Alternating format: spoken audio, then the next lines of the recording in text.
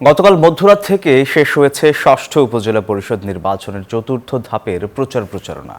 আজ রাত পোহালেই ভোট গ্রহণ অনুষ্ঠিত হবে, তাই সকাল থেকেই কেন্দ্রে কেন্দ্রে সরঞ্জামাদি পাঠানো হচ্ছে। এই ধাপে ৬০ উপজেলায় ভোট গ্রহণ অনুষ্ঠিত হবে। সকাল ৮টা থেকে বিকেল ৪টা পর্যন্ত ভোট গ্রহণ চলবে।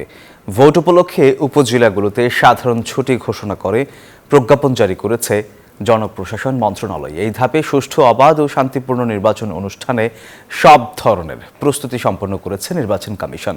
গত ২৩ এপ্রিল চতুর্থ ধাপের তফসিল ঘোষণা করে ইসি। বর্তমানে নির্বাচনী মালামাল প্রিজাইডিং অফিসারদের মাধ্যমে নির্বাচনী মালামাল আমরা কেন্দ্রে পৌঁছাচ্ছি এবং প্রিজাইডিং অফিসাররা সুষ্ঠুভাবে নিয়ে যাচ্ছেন এবং সুষ্ঠুভাবে আমাদের সামনের যে কাজগুলো রয়েছে সামগ্রিকভাবে আশা করি সুষ্ঠুভাবে। আইন শৃঙ্খলার পর্যাপ্ত পরিমাণে প্রস্তুতি রাখা হয়েছে। আমাদের ৮-৯ জন নির্বাহী ম্যাজিস্ট্রেট তারা প্রত্যেকটি ইউনিয়ন ভিত্তিক আমরা বন্টন করেছি। আমাদের রিটার্নিং অফিসার হিসেবে কাজ করছেন অতিরিক্ত জেলা ম্যাজিস্ট্রেট স্যার, তিনিও আমাদের সাথে আছেন। দর্শক, উপজেলা নির্বাচনের সার্বিক পরিস্থিতি জানাতে এই মুহূর্তে যুক্ত হচ্ছেন আমাদের সহকর্মীরা। প্রথমেই যাচ্ছি খুলনাতে শামসুজ্জামান শাহিনের কাছে। শাহিন, ভোটের প্রস্তুতি কেমন দেখছেন?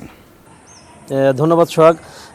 ভোটের প্রস্তুতি ইতিমধ্যে সম্পন্ন হয়েছে, অর্থাৎ কেন্দ্রগুলোতে যে নির্বাচন যে সামগ্রী সেগুলি ইতিমধ্যে পৌঁছে গেছে এবং প্রিজাইডিং অফিসারের নেতৃত্বে অন্যান্য যারা নির্বাচনের সাথে যুক্ত তারা কিন্তু কেন্দ্রগুলোতে অবস্থান নিয়ে এবং সার্বিক কর্মকাণ্ড করছে। আমি যদি একটু দেখাই, আমি এখন আছি খুলনার রূপসা উপজেলার নৈহাটি মাধ্যমিক বিদ্যালয় কেন্দ্রে, যেখানে বাইরের যে যার ভোটারদের দাঁড়িয়ে থাকার যে দড়ি এগুলো টানানো হয়েছে, পাশাপাশি কেন্দ্রের বাইরে অর্থাৎ বুথে বুথে ভোটার তালিকা সেগুলো লটকে দেওয়া হচ্ছে। আমি যদি একটু পরিসংখ্যান দেই, সেটি হচ্ছে যে ইতিমধ্যে নির্বাচন কমিশন এখানে অতি গুরুত্বপূর্ণ অর্থাৎ ১৮৪টি মোট কেন্দ্র ৩টি উপজেলায়, খুলনা, রূপসা, বটিয়াঘাটা এবং দাকোপ, এর মোট হলো ১৮৪টি কেন্দ্রের মধ্যে ২৪টি কেন্দ্র ঝুঁকিপূর্ণ এবং ৩টি যে উপজেলা, এই ৩ উপজেলায় প্রত্যেক উপজেলায় ৬ জন করে প্রার্থী,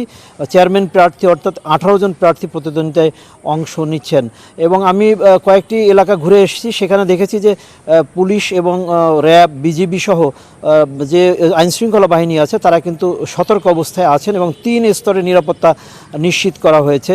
এবং যানবাহন যেখানে টহল চৌকি বসিয়ে সেখানে যানবাহনগুলো চেক করা হচ্ছে।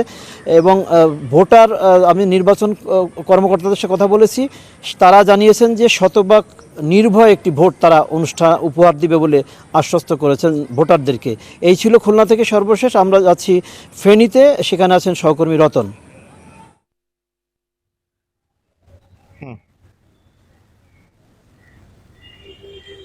ধন্যবাদ শাহিন। আপনি যেই পরিস্থিতি খুলনার জানাচ্ছিলেন আগামীকাল নির্বাচনের, ফেনীতে শুধু একটি উপজেলা অর্থাৎ ছাগলনাই উপজেলা আগামীকাল নির্বাচন অনুষ্ঠিত হতে যাবে এবং সার্বিক ভোটের যে সব প্রস্তুতি নিয়ে হয়েছে, ব্যালট বক্স এবং সরঞ্জামাদি কেন্দ্রে পৌঁছেছে। শুধু ব্যালট পেপার আগামীকাল সকালে কেন্দ্রে কেন্দ্রে পৌঁছবে। আমি ভোটের সার্বিক পরিস্থিতি নিয়ে এখানকার রিটার্নিং কর্মকর্তার সাথে কথা বলার একটু চেষ্টা করবো। রিটার্নিং কর্মকর্তা অভিষেক দাস রয়েছেন আমাদের সাথে, একটু জানাবেন আপনাদের ভোটের সার্বিক পরিস্থিতি কি?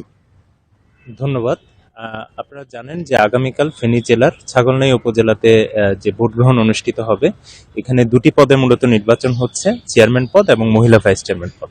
তো আমাদের 54টি কেন্দ্রে আমাদের ব্যালট পেপার ব্যতীত বাকি সকল মালামাল আমাদের পৌঁছে গেছে এবং ভোট গ্রহণকারী কর্মকর্তারা, আইন শৃঙ্খলা রক্ষাকারী বাহিনী সহ তারাও সকলেই কেন্দ্রে অবস্থান করছেন এবং সার্বিকভাবে আমাদের এখানে আইন শৃঙ্খলা পরিস্থিতি থেকে শুরু করে সার্বিক প্রস্তুতি ভালো।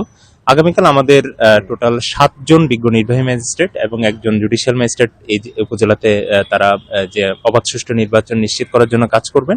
আমাদের 3 প্লাটুন বিজিবি রয়েছে, 1 প্লাটুন ব্যাটালিয়ন আনসার রয়েছে এবং পর্যাপ্ত সংখ্যক পুলিশ আমাদের।